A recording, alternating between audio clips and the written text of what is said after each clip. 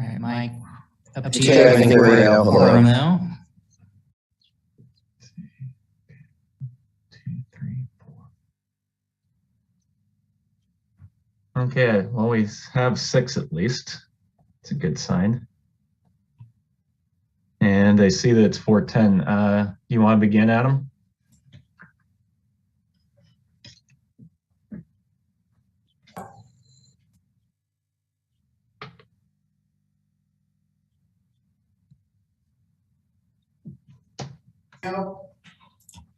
And pick the other TV, LC, that go down to the middle. Boom. Okay, it's gonna work out. Hey, Mike. Hello. I don't know who's speaking because I can't see. Yeah, thanks, Mike. We're getting our audio correct now. We can hear you. Excellent. Well, I see it's 4:11. I count myself on 1, 2, 3, 4, 5 other members. Is anyone else in the room with you, Adam? We do have a member of the public here to speak during public comment part B. Excellent. But yeah, well, it is 4:11, so I'll go ahead and call this meeting to order. Welcome, everyone. Those of you who don't know me, my name is Mike Wazkowski. I'm chair of the Public Transit Advisory Committee, and we're going to call this to order. I can't remember your name. The lady sitting next to you, Adam, could you go through the rules of engagement and then roll call for committee members, please? Yes, I can. Good evening, everyone. My name is Andy Lynch, Transit Planner 1, Lawrence Transit. With me here is Adam Weigel, Transit and Parking Manager. He will work alongside Mike Wazakowski to facilitate the meeting proceedings. Adam and myself will facilitate the Zoom portion of the meeting. This meeting is being recorded and broadcast on the city's YouTube channel and public access cable channel 25. During the meeting, when you are not participating, please mute yourself by clicking on the microphone icon found in the lower left-hand side of the Zoom menu next to the video icon. When you are muted, a red line will appear over the icon. Muting your microphone during the meeting will make it easier for everyone to hear. You'll just have to remember to unmute if and when you want to speak. In some cases, we may mute or unmute people as needed to minimize distractions during the meeting. Please remember to state your name and title for the benefit of those listening remotely. You can turn off your video. You can turn your video on and off by clicking on the video icon on the menu. For the purposes of this public meeting, please keep your video on when you are participating in the meeting. When you are not participating, it is okay to turn your video off. Just remember to turn your video back on when you are participating. If you are participating by phone, you can click *6 to unmute your phone. For those using Zoom, somewhere on your screen you will see a choice to toggle between speaker and gallery view. Speaker view shows the active speaker, while gallery view tiles are all the meeting participants. And now I will do the roll call. Lance Fahy. Yep, here. Max Schieber. Here. Mike Wazakowski. Hello. Alan Ackland. Here. Gregory Critchlow.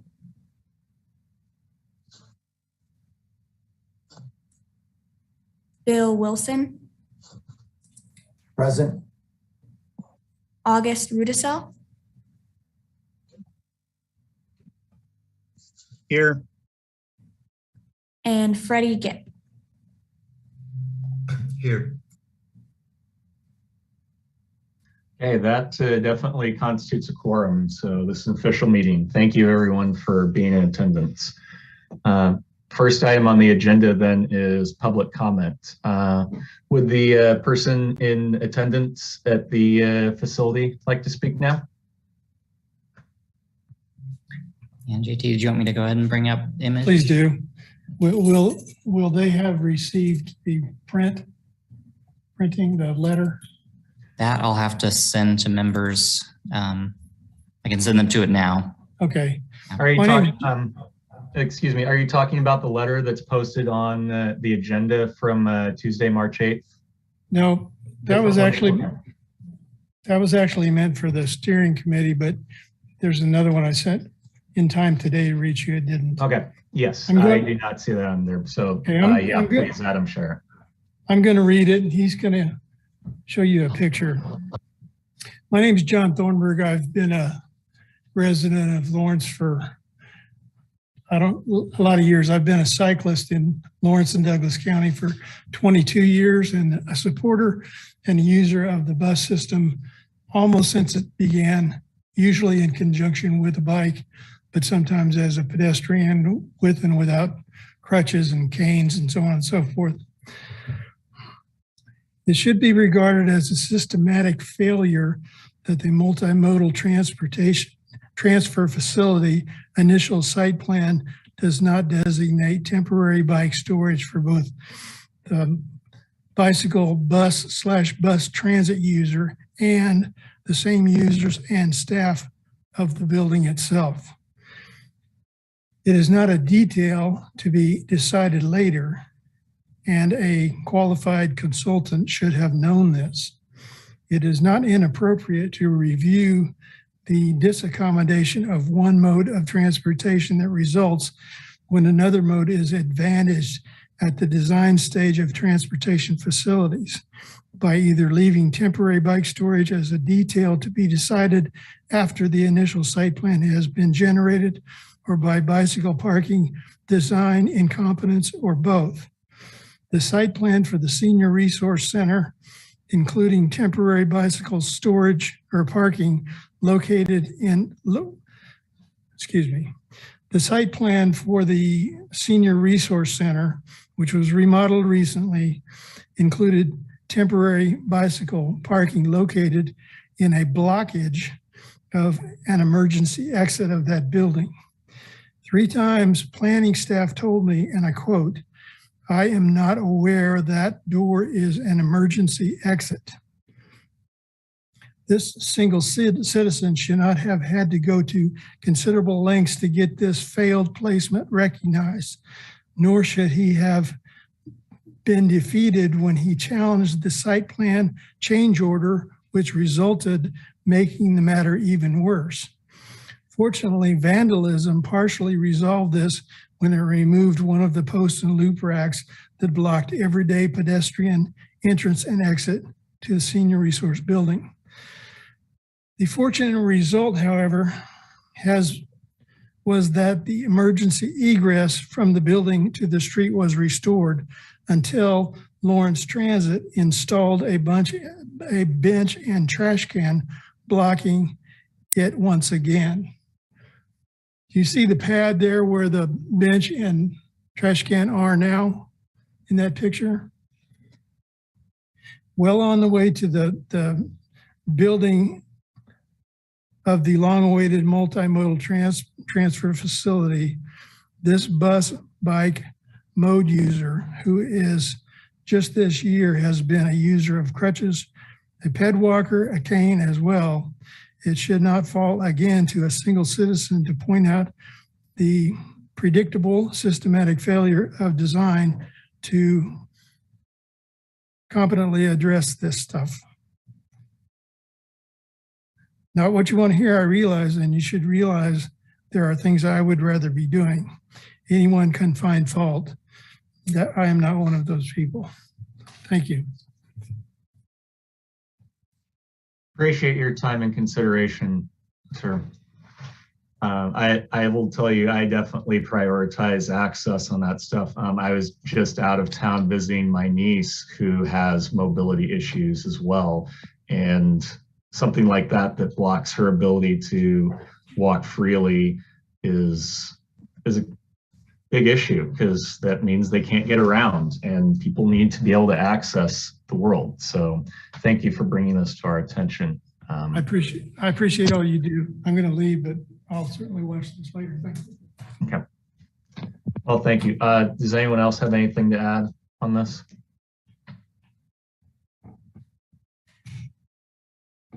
Okay. I'll also note that there were 2 attachments on public comment in the agenda relating to bus route redesign, including one, I believe, was just an attachment of photos that were intended to be attached to the original email. So I want to make sure that everyone on the committee has had an opportunity to review that letter and then at this time solicit if anyone had anything they wanted to comment on regarding this letter.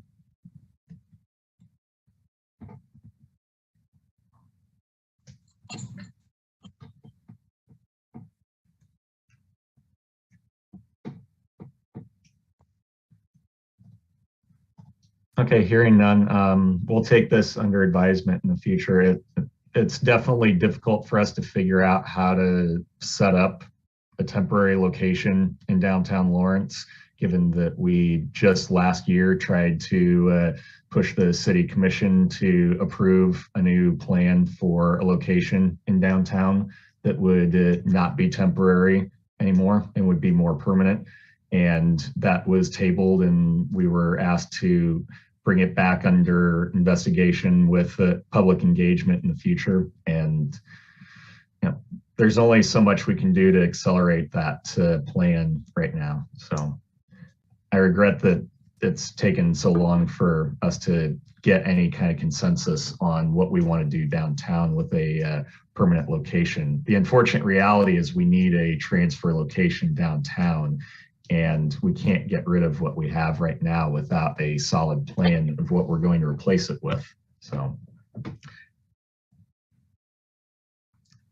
anyway, next item on the agenda then is approval of minutes from the February 14th meeting. I trust that everyone in the committee has had an opportunity to review the minutes. And as always, I will ask 3 times if anyone has amendments, updates, etc., to provide before we deem them approved by unanimous consent. So first offer, does anyone have any amendments to offer to the minutes from February's meeting?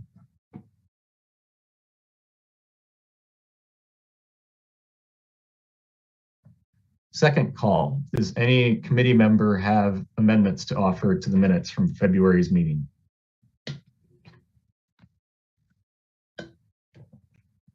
Last call, any committee members have amendments to offer?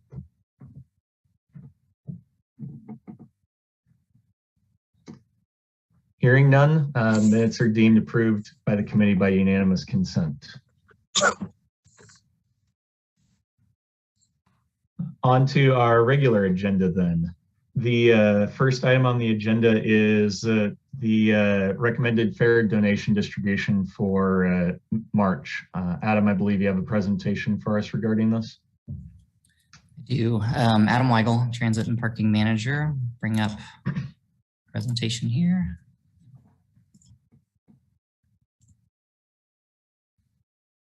So twice a year we distribute donated fares based on applications that we receive. We worked with you all to revise that policy to set limits on how much we're able to offer each year and how we handle requests that exceed our distribution limits. So we'll walk through March 1st was our last application deadline.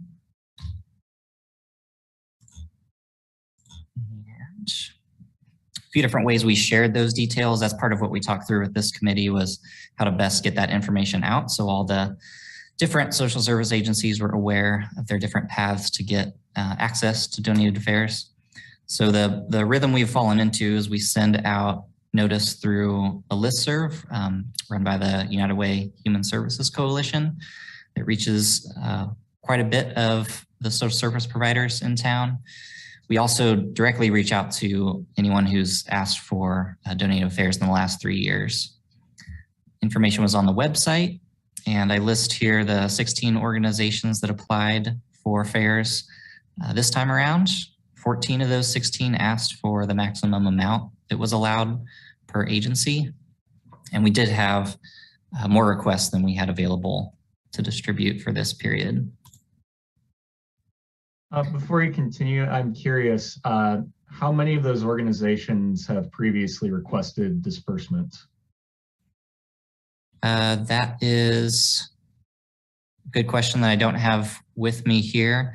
I'm just looking at this list of names. A lot of them are familiar to me too. Yeah, as I look at the list of names, I don't believe I see any that have not requested fares in the past. We haven't, not everybody requests every period, so I'm not sure that we heard from all these folks in August at our last distribution, but within the last couple of years, I think all these names are familiar to me. Thank you. So in the middle column towards the bottom, you can see the total amount requested was just over $5,000. Our distribution amount, our cap, is based on a rolling average of our last 3 years of fare revenue, and a certain percentage of that, 2% of that. So this March and this August, we have the ability to distribute just over $3,200 worth of fares at each of those times. And so you can see there's a big gap there. We essentially, the math on this is spelled out in the policy and in the application that agencies use, but essentially it's, it recalculates what we can actually distribute kind of at an order of magnitude level, based on requests. So you see a lot of organizations requesting the highest amount that they could, $320 of value, and we're able to give just over $200 of passes to those folks. So that's the end of the content I have for you all. Happy to answer any questions, but would like at the end of this a motion to approve these distributions so we can get them out. Thank you, Adam. Do any members of the committee have comments, questions, or concerns about this information? It's August Booter. So I just have a question, Adam. I know this is something we started to do this year, I believe, or last year. Prior to that, it was once a year annually. Do you think it's easier to do it with 2 distribution dates, or does it possibly go back to just having once a year? Adam Weigel, Transit and Parking Manager. It's a little bit tricky and it feels like a moving target. Before we did first come, first serve, we had a limit, but it was first come, first serve. And the concern with that is that some agencies might not need it until later in the year, or it might be more impactful in the fall timeframe as opposed to in the spring. So if we've already run out of all of our distributions by then, it becomes challenging for that reason. In March of 2021, we didn't exceed this much, but we did exceed our distribution limits. And then in August, we were below our distribution limits. We got fewer requests than what we had available. So it's a little bit tricky. I'm not sure the right way to get exactly what everyone needs, but our intent is to try to keep some amount of availability throughout the year and not have it kind of dry up at the start. I guess the other context I'll add to all of this is that, part of this will bleed into our next discussion related to fare free, but next calendar year, 2023, we hope to have a fare free pilot under which this policy won't be necessary for that calendar year. So that's part of the calculus, I guess, on when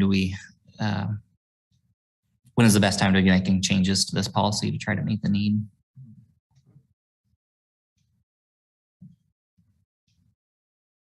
Thank you, August. Now, are there any other committee members or members of the public who have comments, questions about this?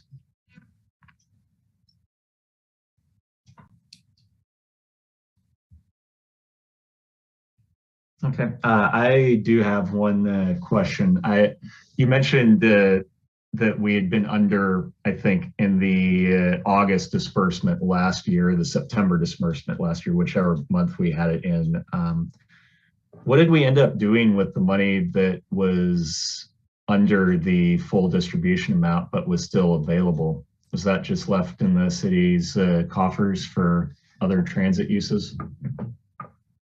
Adam Weigel, Transit and Parking Manager. Yes, that's how that ended up working out. I mean, that was, it was available in case we got additional requests. We did not, so it ended up, it's a little tricky to call it money, it's kind of like foregone revenue. So it's not necessarily dollars, but yes, it ended up just not being taken advantage of. Okay. If we weren't discussing fare free immediately after this, I would consider proposing some sort of amendment to allow money that wasn't dispersed to be rolled over to a following cycle. But at this point, I think it's kind of silly given that we're going to be talking about getting rid of fares entirely. So anyway, at this time, I would entertain a motion to approve the distributions as proposed in this chart. If any PTAC members would I like. move to approve the distribution as said. Thank you, Lance. Is there a second? Second. Thank you, Max. Andy, could you go through a roll call and solicit votes from the members? Roll call from members so they can vote. Lance Fahy, Yes. Max Schieber, Yes. Mike Wazakowski, Aye. Alan Ackland, Aye. Gregory Critchlow, Not present. Bill Wilson, Yes. August Rudisell, Aye. Freddie Gipp. Yes. Well, that sounds unanimous. Thank you, everyone. So we'll distribute that money or disperse those reduced fare passes rather. Next item on the agenda then, which I imagine will take a little bit more time, is discussion about our fare-free pilot policy. Adam, again, I believe you have a presentation for us. I do.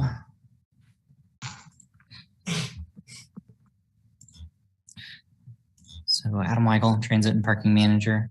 I don't anticipate this being our only discussion on fare free. This is a start. I wanted to get a lot of things in front of you all so that we have ample time to talk through this. It is something we have planned on budgeting, and we can talk through some of the impacts of that later in the presentation. But ultimately, interested in you all guiding our approach to this, and it will have an impact on us. So in a few different ways that we can talk through. So I try to provide as much context and info as I could this presentation, but takeaway from this will definitely be if you have other areas of data we need to go deeper on, or other pieces of this discussion we want to have, let's get those brought up so that we can be able to bring those back in future months to keep talking about this. So you see some of the things we'll walk through. We'll look at our current policy, some of the current costs related to our fare collection system, some other impacts that aren't directly related to money, some of the reasons why we might even be looking at a pilot beyond there just being community interest, and then we'll talk about some of the budget.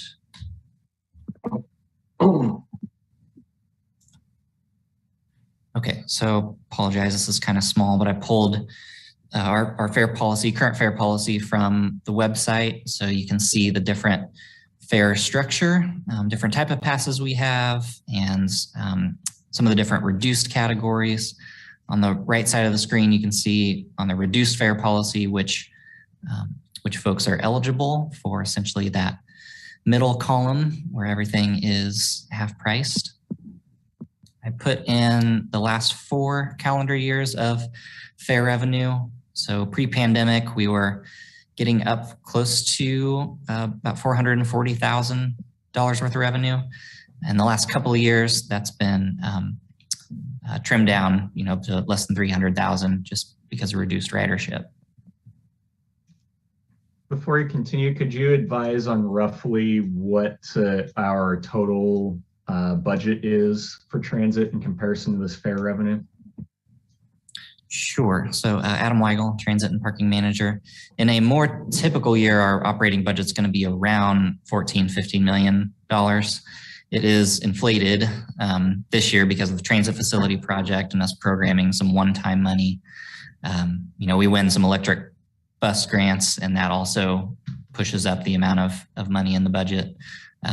So there's a couple of things making our current budget of a little over 25 million look a lot larger than it normally does.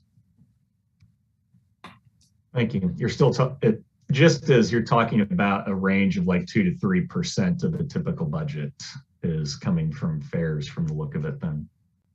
Yes, last couple of years, yes. Yeah. Thank you. Please continue then. A number of months ago, I asked a lot of different staff who deal with a variety of fare-related activities to help me better understand the time and money and different processes we do to handle fare collection. So I list a couple of the hard costs on the right side of the screen. So we do pay Brinks around $12,000 annually. They help us move the money from the vaults that are in the fare boxes in the buses to the bank for those deposits. There's also just the hard costs of printing paper passes and the number of different paper passes that we print. So the hard cost number is not excessively high, you know, $16,000 in the grand scheme of things. The larger impacts are operationally are going to more so be on the left side of the screen. You see some of the different activities that result in staff time, significant staff time. So, you know, coordinating with Brinks for those pickups and drop-offs, coordinating with grocery stores to make sure they have the paper passes they need and collecting sales from them. The process we just walked through for our fare donations, but also distributions to the Lawrence Community Shelter, which has a separate process. There are agencies that just bulk purchase passes from us, you know, to distribute to their clients. So there's administrative work related to that. Certainly financial, just processing of payments that are coming in. Everything related to printing paper passes. So getting multiple bids and, you know, developing the new artwork or the new color scheme we use on each pass. And then a big one that you see here is related to bus operators and just the number of hours. This is the best estimate we could look at, but this really aggregates just a lot of 5-second, 10-second interactions that bus operators have with people who board the bus at, you know, all of our different stops to check that the right amount of money is going in the fare box, or check a pass that someone is holding up, or validate that they're eligible for half fare by them showing, you know, a different form of ID.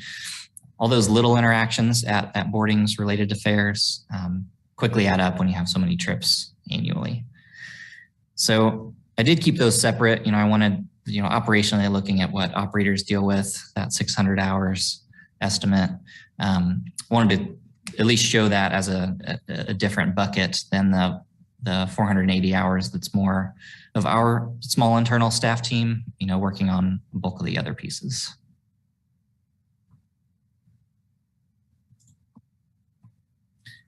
I guess I just talked through the item on the left here. So just, you know, each boarding operator interaction with passenger related to fares, and just the extra little time that takes. Another important piece, I guess the other piece I'll mention on that is just that it can affect on-time performance.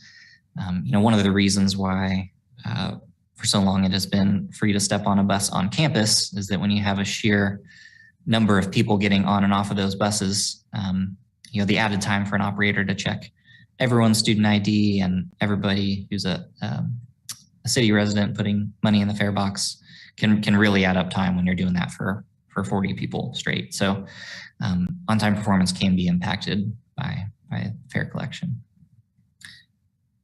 The other item on the right side of the screen I want to bring up is the fare box is the most frequent place where operators have the possibility of conflict with passengers. And, you know, anything we can do to, you know, the operators have a lot on their plate when it comes to driving a bus and the customer service and working with people. So I just highlight that interaction can sometimes be challenging. Okay, so the next several slides are looking at some of the different reasons we might consider fare free. I start with one that is one we hear a lot from the general community. You know, just about fare free being a more equitable way for everyone to have access to transportation. I bring up a couple of points related to that. You know, we do have a sales tax that is our local source of funding that we use to match state and federal grants. Just inherently, sales tax is a regressive tax, meaning it impacts people who are low income more so than people who are high income. So there's equity concerns there. And then I highlight kind of this user fee conundrum. You know, toll roads is an example where someone in an automobile does kind of pay at point of use, but all the local streets that vehicles are on throughout the year are funded from property and sales tax, go into the city's general fund to maintain and manage those roads. You know, if I'm pulling out of my driveway, I'm not asked to also pay a quarter or a dollar to jump on a road in my car. So I just highlight that difference between a couple of different modes of transportation, and it being one more thing that makes transit just a little bit harder and driving a car just a little bit easier to not have that extra payment piece.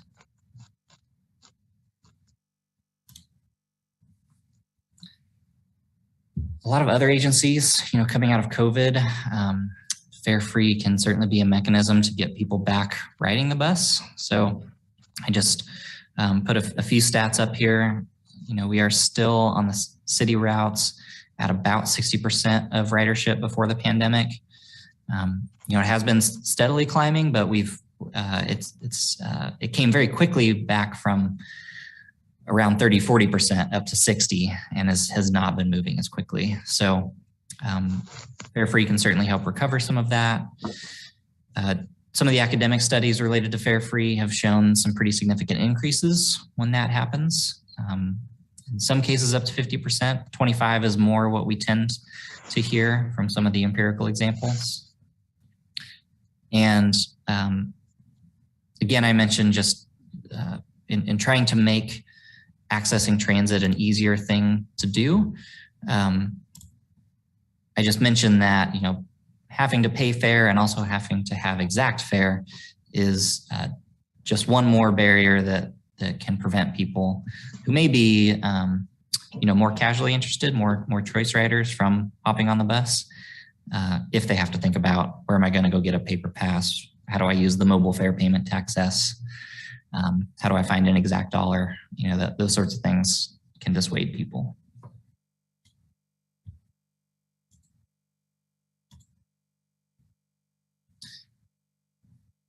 You know, a lot of the work the city is doing now is certainly very focused on the strategic plan. You know, we're continuing to build this plan out more with more specificity around how we're going to move some of these progress indicators. I've put a couple of those indicators up on the screen. And what sorts of strategies and activities can we do to actually make a difference? So a couple of them that I put up, I do think would be impacted by fare-free policy or a pilot program. The first one just being the percent of residents satisfied with their transit experience. I think, again, just making that easier for people to hop on and hop off would improve that satisfaction level. And the other progress indicator, which can be very difficult to move, rising gas prices can be effective in moving this needle, but so can making transit free. So the percentage of trips that people are taking that are not in an automobile.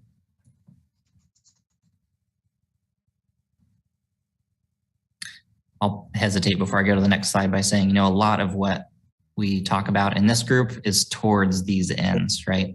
When we're trying to improve bus stop infrastructure and trying to build a transit facility and add routes and bring quieter buses, you know, to the system. A lot of that is in pursuit of moving these two needles. So fare free would just be another thing. Adam, before you continue, could you remind us if we have any metrics and what they are for the percentage of trips not taking an automobile, how we collect that information? Sure. Adam Weigel, Transit and Parking Manager. We currently collect that information through census or the American Community Survey data when we're outside of census years. So we are right at about 25% for the city of Lawrence. So we follow, there's a certain commute number that we look at.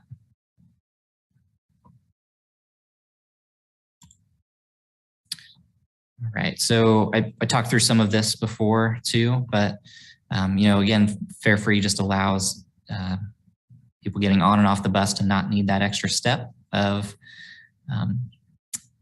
verifying if people are eligible for reduced fare, answering questions about fare, just the hesitation people have of pulling money out of their pocket or a pass out of their pocket and putting it into the fare box. Transfer slips is something we haven't talked about before, but that is fare related, right? So if someone is going from one bus to another today, we don't ask them to pay the fare again, but they have to stop and get a paper transfer slip from the bus operator, which can take 20, 30 seconds to fill out, which can make a difference when it's repeated over and over again. So all those things would be improved with fare free. I bring back some of the impacts we looked at earlier of our current system of collecting fares and just the time gained back, small amount of money gained back. We certainly have a lot on our plate, and I think the efficiency we're able and the speed we're able to execute projects suffers in part from the hours dedicated to this. So, certainly some of the things we work towards, we would have more bandwidth to handle project-wise. Okay, so there's a good amount going on this slide. So I do want to talk about budget impacts. We talked a little about those percentages of operating costs.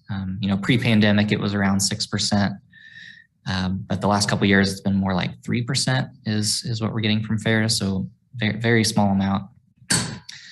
There is still some uncertainty related to the infrastructure bill.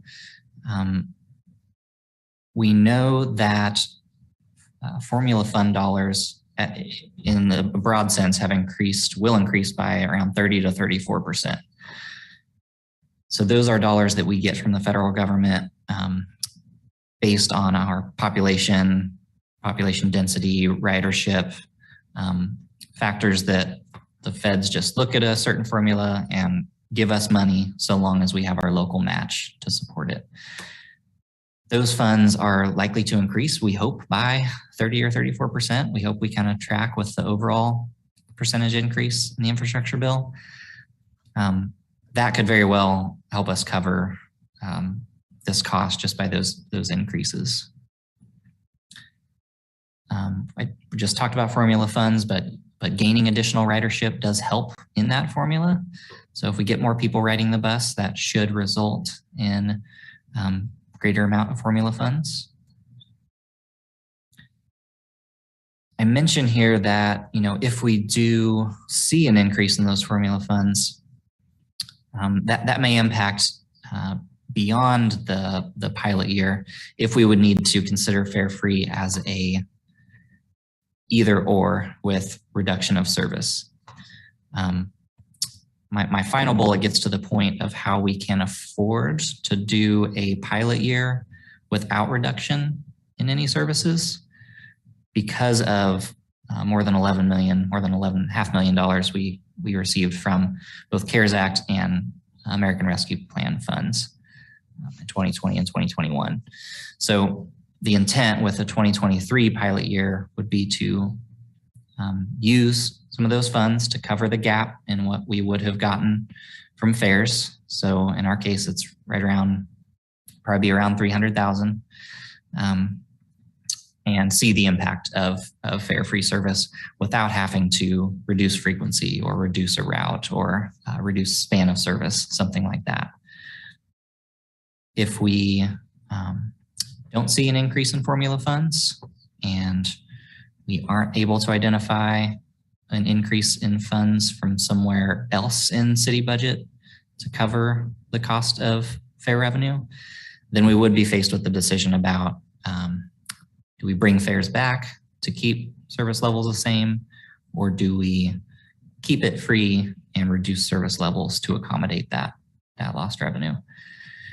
I think we have some time before we can need to cross that bridge.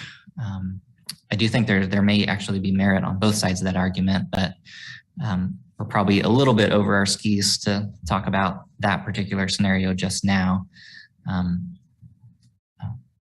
until we would get through a pilot and kind of see the impacts on service.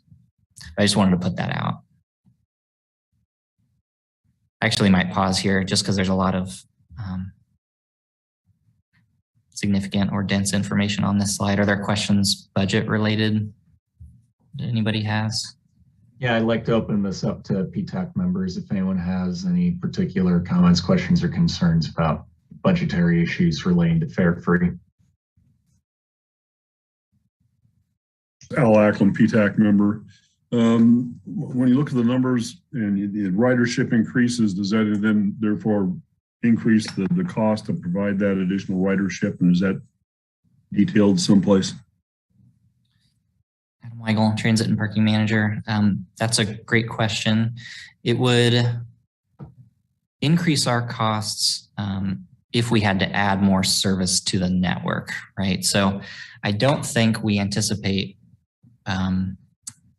increase in ridership needing to drive more fixed route service. I think we feel like there's ample capacity and we can put, we're about to get 5 additional 40-foot electric buses. So if we need to transition some routes with small buses to larger to handle that capacity increase, I think we feel relatively comfortable about that. The one place though that may in fact do what you are speaking to is paratransit. That is an on-demand service. If fixed route service is free, paratransit service must be free. Federal rules dictate that paratransit cannot cost more than 2 times your base fare for fixed route. So if our fixed route's free, paratransit must be also. And that's a number of trips we can't control, right? We're responsive to demand of those trips. So it is possible that those increase. We're just not sure by how much. It's unlikely that there's a number of people who are eligible for paratransit who aren't trying to use it today. So it would maybe be more of a concern that existing users would maybe take additional trips because they wouldn't have to worry about the affordability piece. But that's something that I don't know how we best project without seeing some version of a pilot kind of show us how that would change. But you are correct that that's a place where we could see some additional cost of providing service.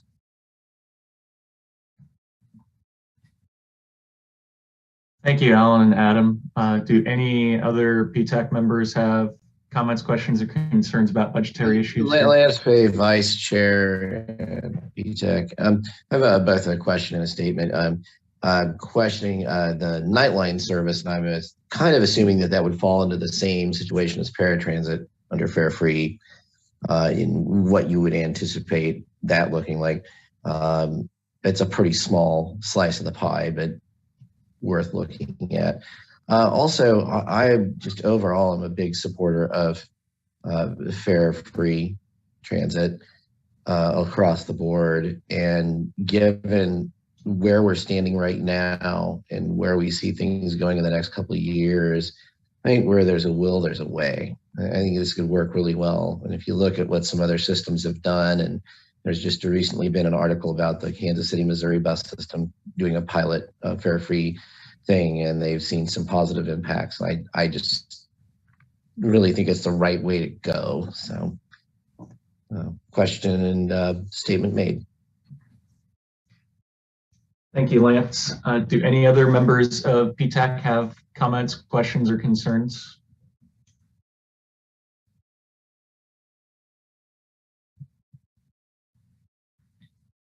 Adam Weigel, Transit and Parking Manager. I'll step through here. I was waiting to see Yes. before I commented. Sorry.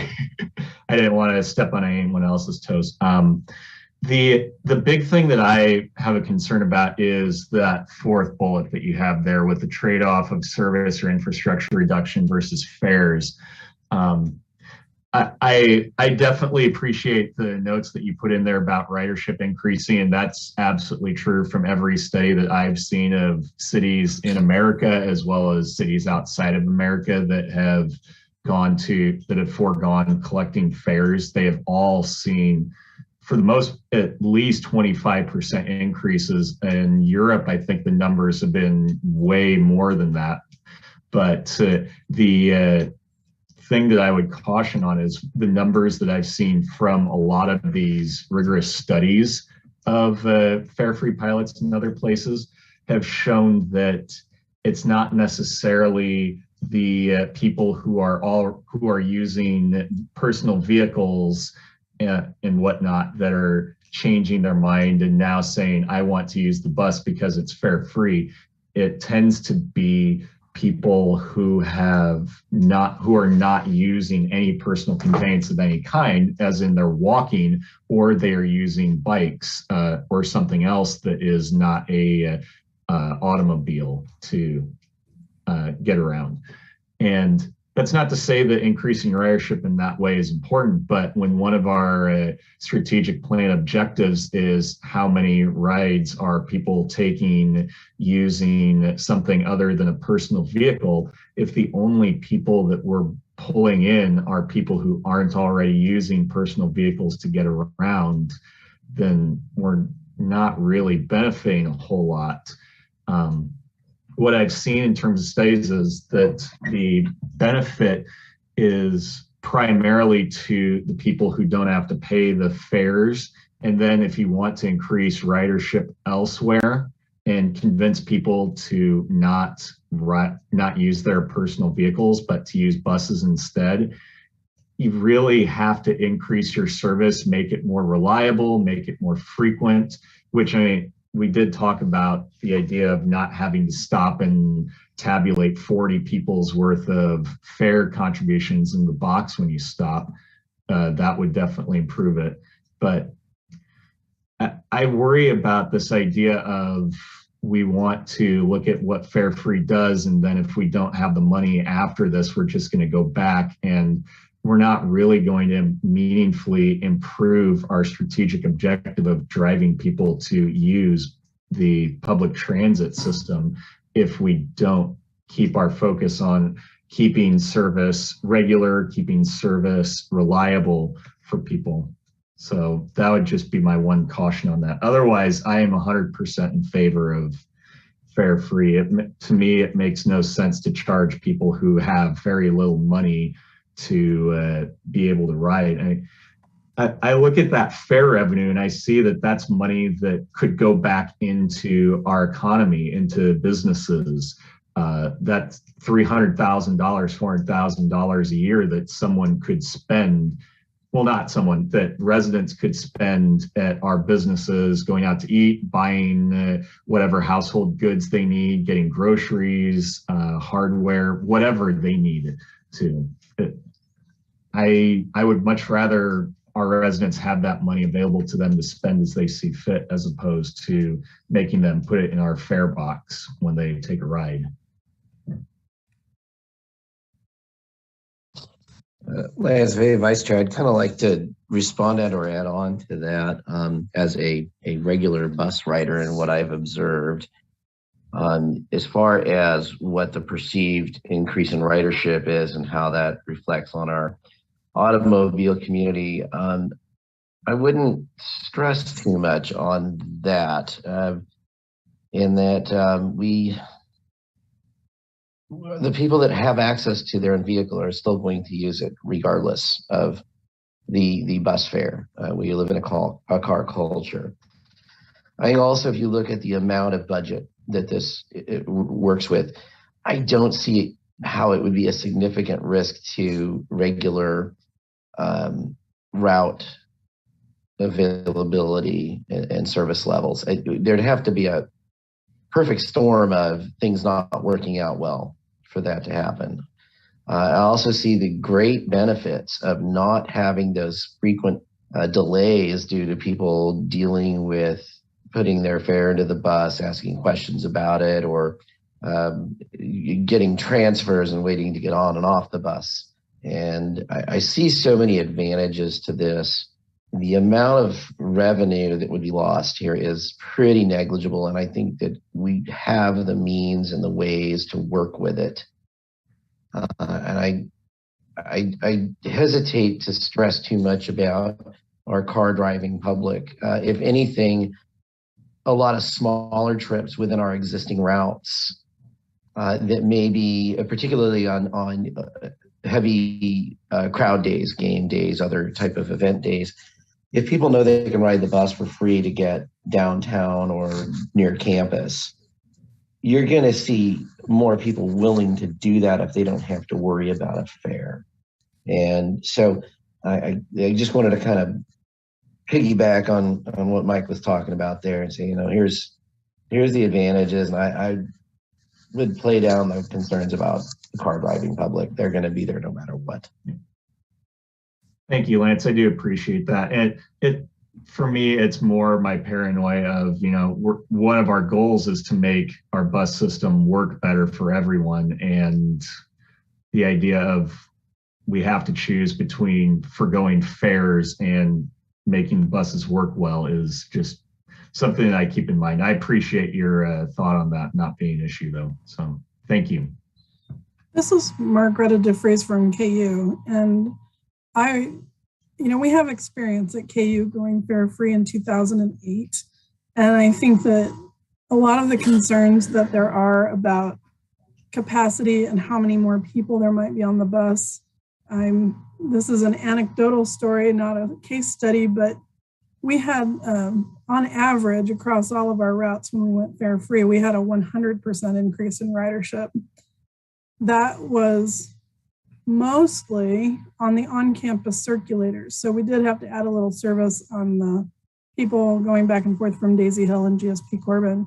But on the off-campus routes, every single one of our routes was able to absorb a significant increase in ridership without adding any buses because of how much space there is on the bus. So I don't think that you're going to have nearly as large a problem on routes as you are going to have on T-Lift. Thank you, Margareta. Just out of curiosity, what happened to ridership after that pilot ended? Well, KU is still fare free, so that is perfect. not a pilot. KU students are riding all the buses. By just showing their KU ID card, we had an increase in the required campus fee that was voted on in 2008, the same year that the city voted on the sales tax. And it passed by the same margin as the city sales tax, about 70% in favor. And we've been fare free ever since for campus. And we did have to increase service on Route 43. And we stayed up near, we count the ridership together with the city, and the ridership came up to about 3,000 rides a year altogether. And we were at 2.7 in FY20, right before the pandemic. And this discussion about the ridership has dropped quite a bit and not come back during the pandemic is true on campus as well. Thank you, Margareta. Well, unless I'll give one last opportunity for PTAC members to chime in. Otherwise, I think everyone's had an opportunity. So does anyone else have any further comments, questions, or concerns? Particularly interested if I just threw the question up on the screen, but if there's any thought about other things you would like to see in future discussions about this, or if you want to sit on that and bring it up at a later time. I'll chime in. The only thing I would want to say is how is this going to play in with the route redesign? Because knowing that we're going to be kind of rejiggering the paratransit to be available as microtransit for everyone, that we're going to have different fixed routes, that the interplay between all of those kinds of routing decisions might have something to do with what we can make fare free, what we prioritize as being fare free. But we don't necessarily have any information on what routing we want to use at this time quite yet. So something to table for the future. Lance Fahy, Vice Chair, I think I would like to hear a little more detailed information as to how paratransit and Nightline would work into a fare-free system. Some ideas on how you make that work. Okay. I will, Adam Weigel, Transit and Parking Manager. I will, since Mike, you brought up route redesign. We talk about gaining back ridership. There's another good reason to do the pilot in January with routes changing so much. If people are needing to learn a new system and changing routes, it can ease that transition if someone accidentally hops on the wrong bus. Doesn't have to pay twice to find their way back to the right way. So that's just something else to think about. And then I don't know if we have anybody from the public on this call, but let's just keep in mind if you want to open up for any public comment after. Agreed. I do see Drevell Taylor, one of the operators on the call. Drevell, do you have anything you want to add?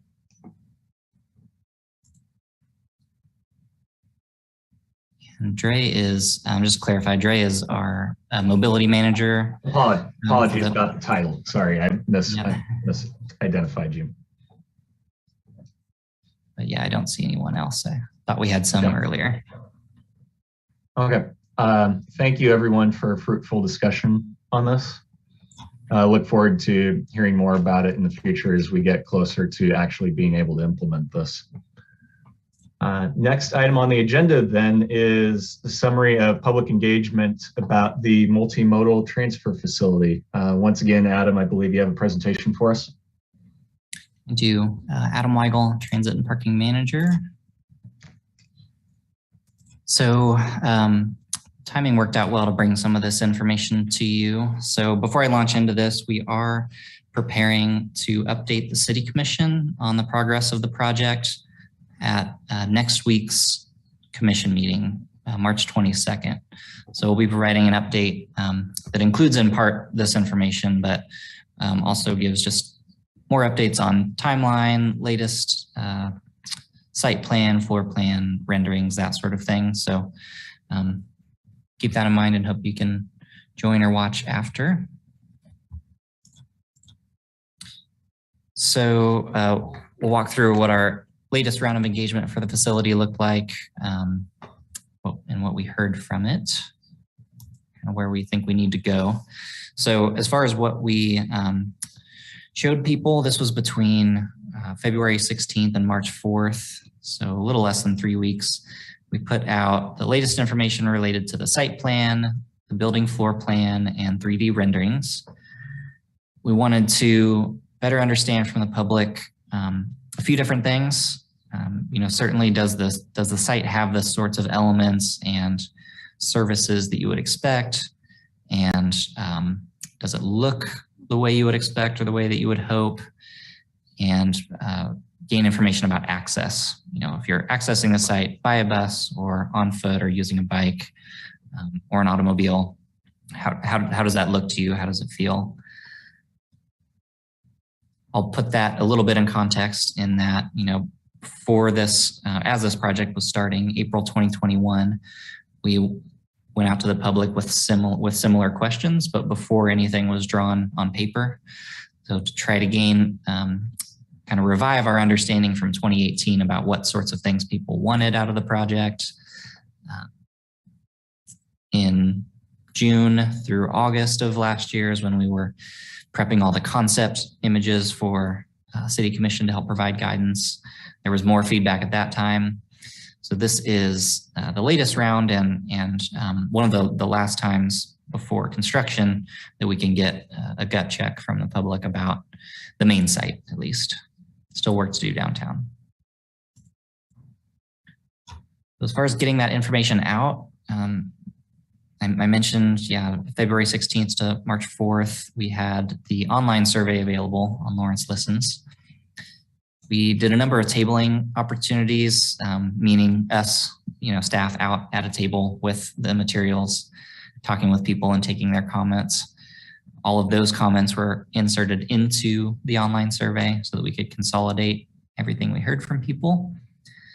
This is, one of the best ways that we get rich feedback is just being out at the bus platform, talking with passengers, going out to our transit facility to talk with bus operators, and going onto campus to talk with students.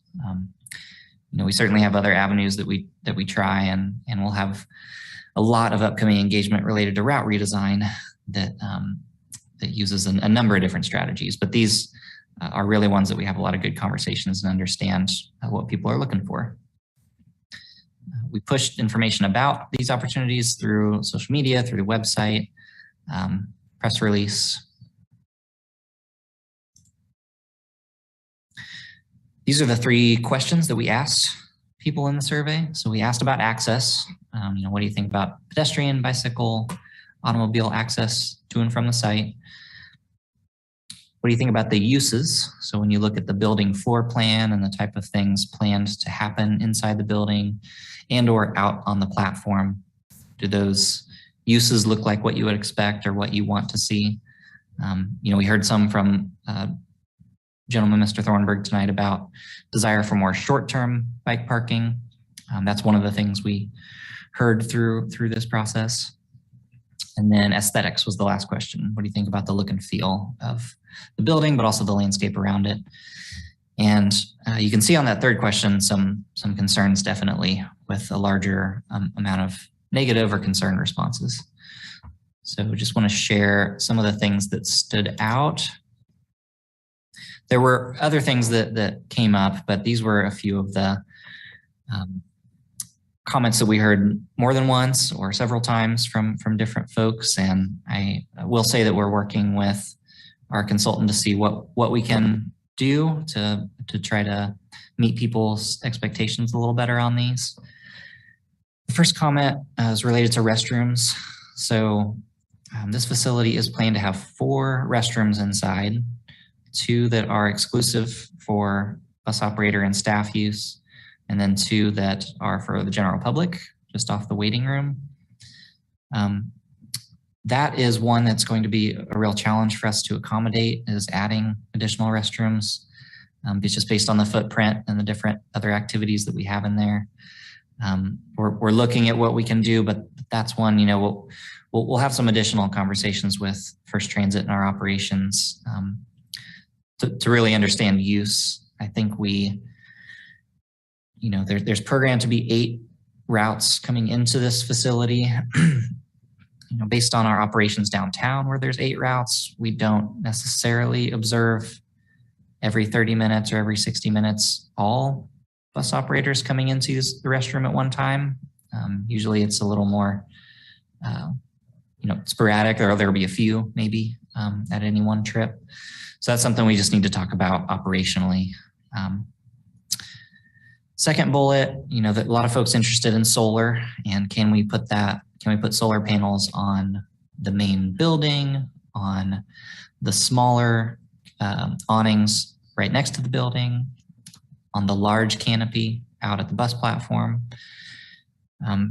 At the current time, that's something we are planning to set ourselves up for electrically, so that we're kind of ready to add solar panels at a later date if we can afford it, but currently are not able to afford that piece of the program.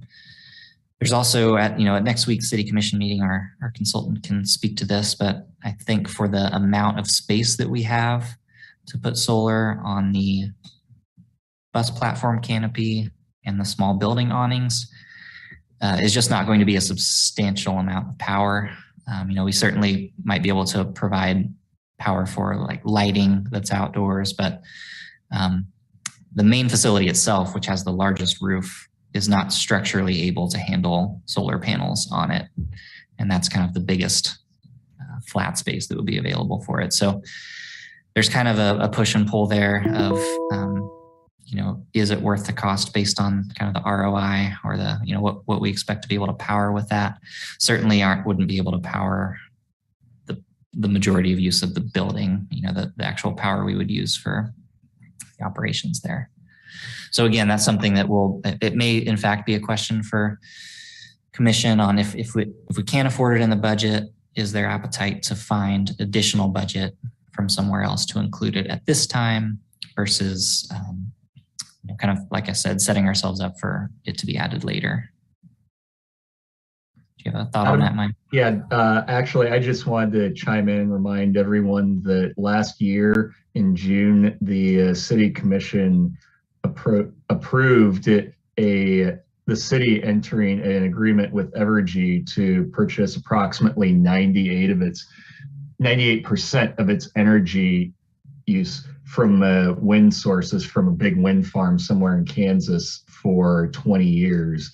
So I definitely respect the request for solar power. I love solar power. On the other hand, we're already almost 100% in compliance with our strategic goal to have all of our public facilities use 100% clean and renewable energy already. So I'm with you on, we need to figure out what the best use of our money is. And given that we're already meeting that goal, solar might not be worthwhile here.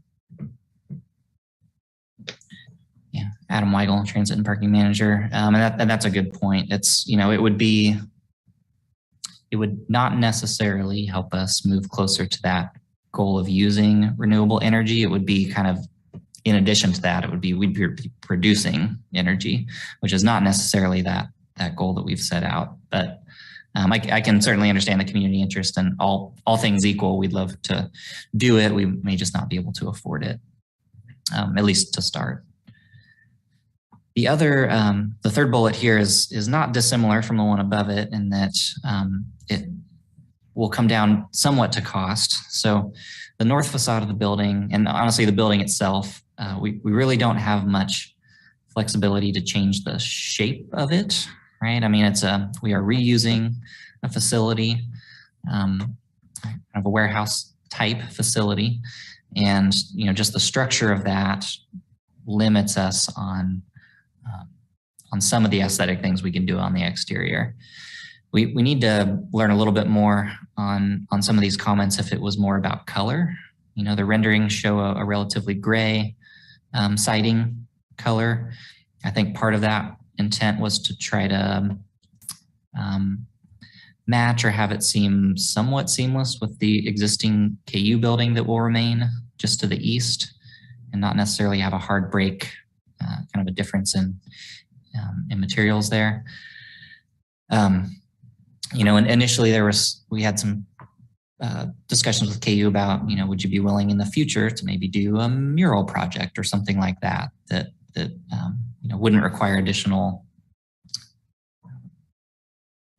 structural support on the north side, but could maybe make it a little more interesting than a larger gray wall. So that's something what we're having discussions about. We're very limited on like architectural things we can do on the north side. Adding half of a wall that has limestone or brick is not feasible with the structural way that's set up. So it's really about kind of the panel that we'll use and how interesting or aesthetically pleasing can we make that panel.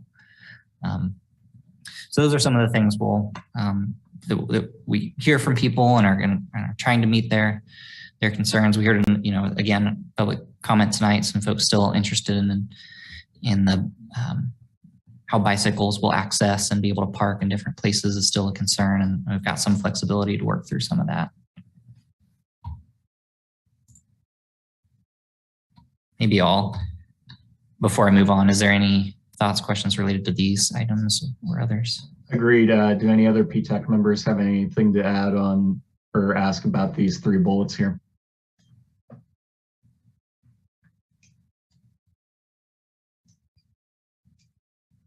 Any members of the public? Anyone in the room? There's not, no. Okay, let's continue then. So Adam Weigel, Transit and Parking Manager. So some of the next steps, I mentioned the March 22nd presentation to Commission. So I encourage you all to watch that either live or after the fact. It's they're receiving the presentation. We're not necessarily asking for a vote on anything at this stage. We will have a few policy questions for the Commission to help guide us. Like I mentioned on some of these things that might cost more, kind of what direction do we want to go? We did, through Porter and his group, present a brief presentation about the public art component of this project to the Cultural Arts Commission last week.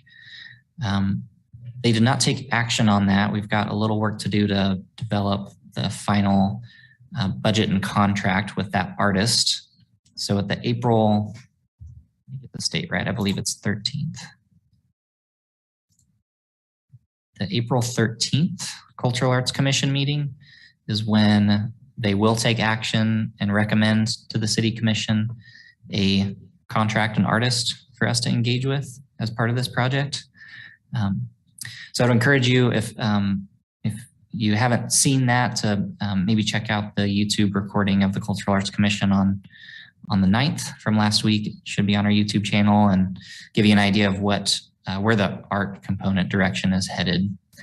It's a few different places within the site, incorporating some glass elements. But happy to answer questions about that as well. I mentioned, we'll try to incorporate what we're hearing from the public into the final design as best we can, and still aiming for us to have bid documents going out by the end of April. Construction would begin this summer, ideally, is what we're aiming for. The building and its floor plan is going to be in a separate bid package. We've got some more review work to do on that. The site itself is farther along. So trying to push out the site as fast as we can while feeling comfortable with its components so that we can make sure concrete is where we need it to be for buses to move on and off the site come January. I think that's the end of this content, so happy to answer questions anybody has.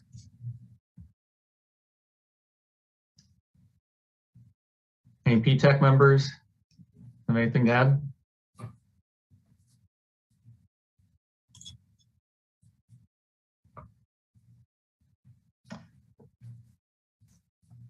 That sounds pretty dispositive. Thank you, Adam. So that takes up all of the main agenda items for tonight. Next item is anything from PTAC members. So first off, reminder that if you have anything you want to bring up as an agenda item, you're free to email Adam, Lance, and myself and ask us to add that to the agenda. Otherwise, you now have the ability to solicit our input on anything if you want at this time.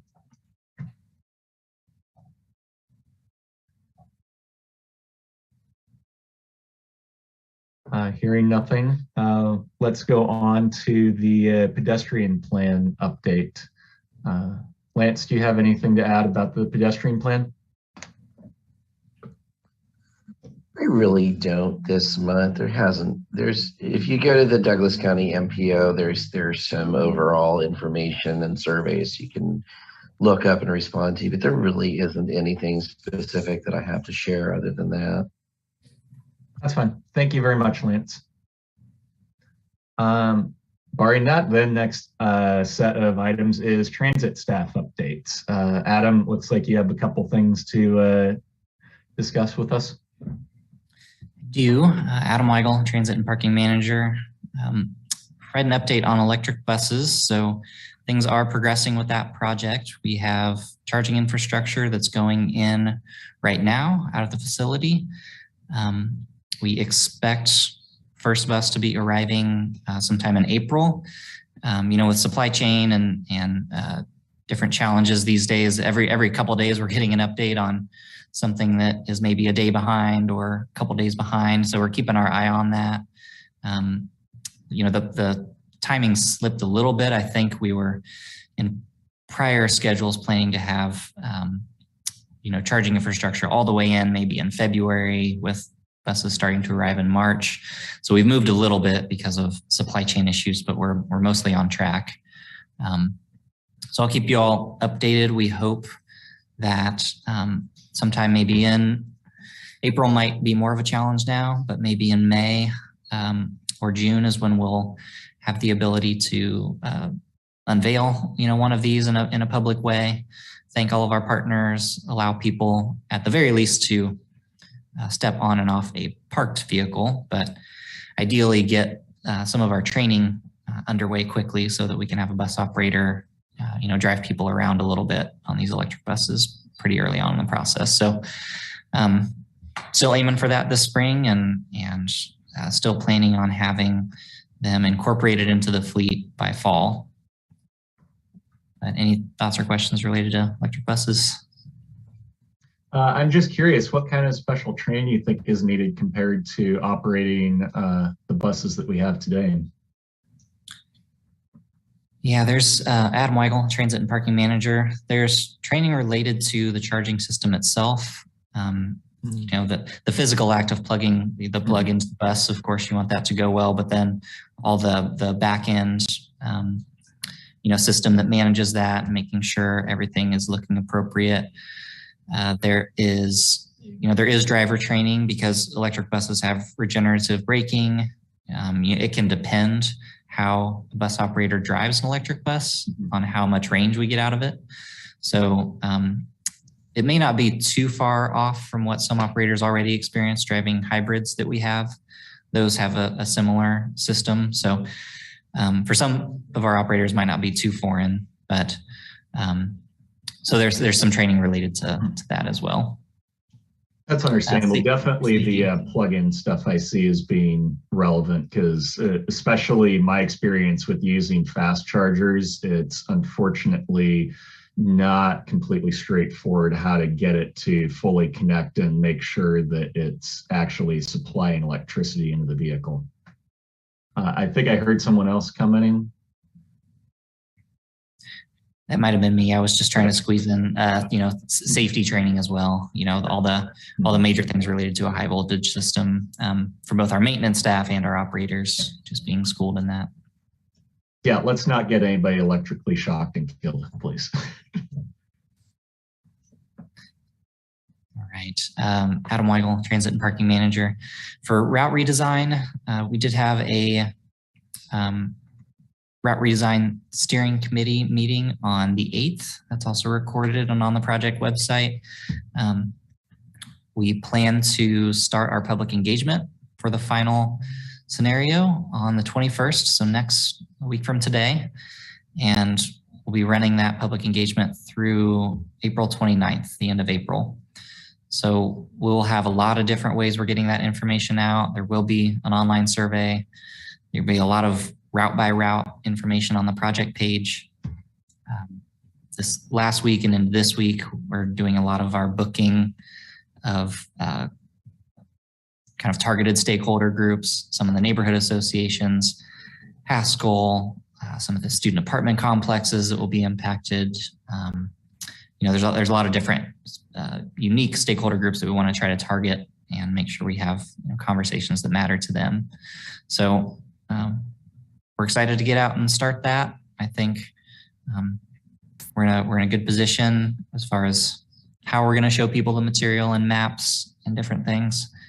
And just excited to get going. So I don't know if, I guess the other thing I'll mention with route redesign, in a typical annual route changes year, we would be bringing proposed changes to you all, usually around the March timeframe. Usually in April or May is when we're getting your stamp of approval for the final planned route changes, of the small changes we made after public comment. And so we're thinking about doing a similar thing this time around, in that in May, we should be prepared to bring the final planned changes to you all based on anything we heard out of the public comment period, and would want your input and approval for that to move forward. I think it will make sense for us to invite and include the steering committee as well to that discussion in May, as they've been following the project, and August and Freddie have been involved in that, but others in that group too, just bringing different perspectives, I think would be good for this group to be talking with them at the same time. So any thoughts, questions related to route redesign and kind of where that's headed? Any PTAC members have anything to add?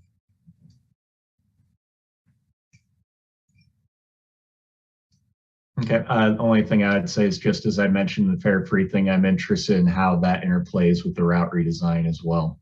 So we can definitely discuss that in April and May.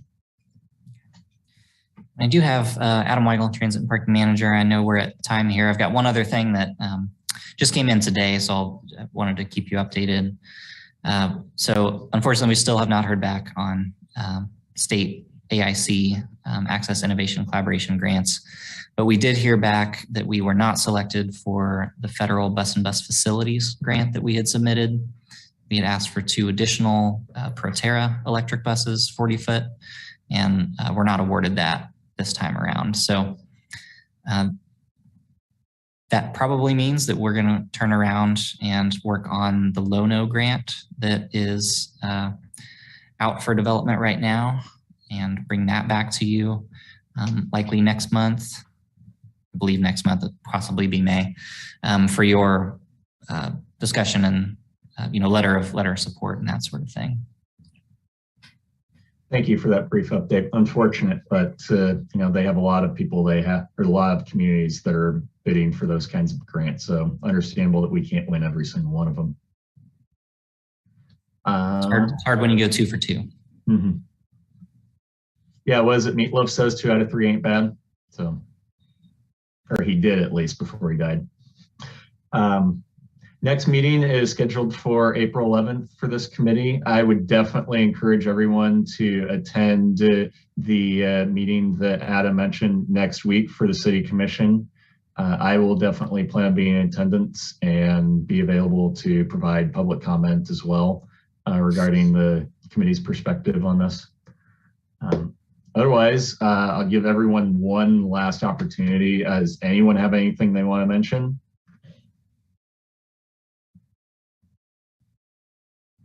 Okay, with that, means adjourned. Thank you very much for your time today, and look forward to seeing you next month, and hopefully next week as well.